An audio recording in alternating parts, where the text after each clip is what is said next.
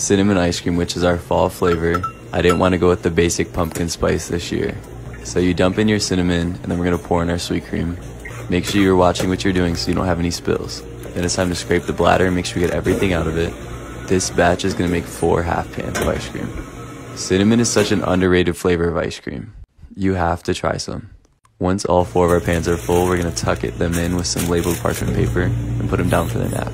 We need to go clean up our mess from the... One of my new favorite things is getting orders from you. This week, I got a bunch of orders from people that found me on TikTok. This one's for a girl that's turning 22. I think it's safe to say that she loves chocolate.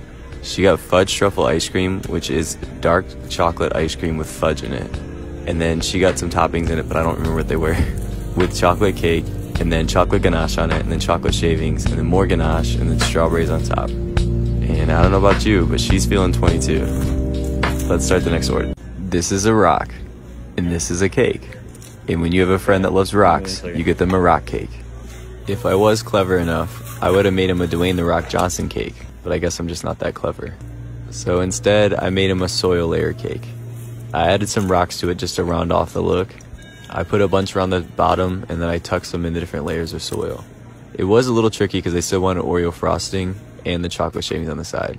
But it should still taste good. Happy birthday, Rock Boy. Today for Tiny Tuesday, we're making a healthy little burrito snack. First, you want to heat up your shell, and then add your rice, your beans, and then your veggies. Once all of our ingredients in, we're going to roll it up, just like they do at Chipotle or Qdoba. And then we're going to add a aluminum foil piece just to make it feel like you spent $10 on it. Once that's all rolled up, it's time to throw a little batter on to make our next shell. While that's cooking, let's go ahead and check and see what this one looks like on the inside. Wow, look at all those veggies and that steam. Delicious. So healthy. Let's make the next one. Nick thinks he's cool because he's been a master chef and cooked for Gordon Ramsay.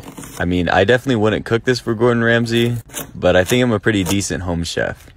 This is a potato chowder, but I add a bunch of random extra stuff to it.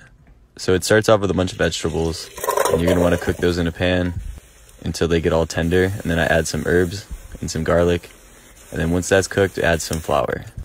Then I add some cream, milk, and chicken stock. While that's cooking a little bit, we're going to cut up our potatoes, then we're going to boil our potatoes in that for a little while.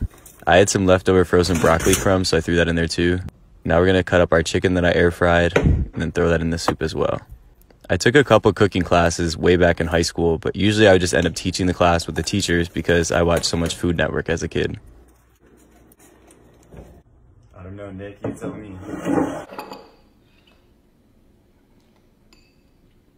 Okay, Chef Dylan.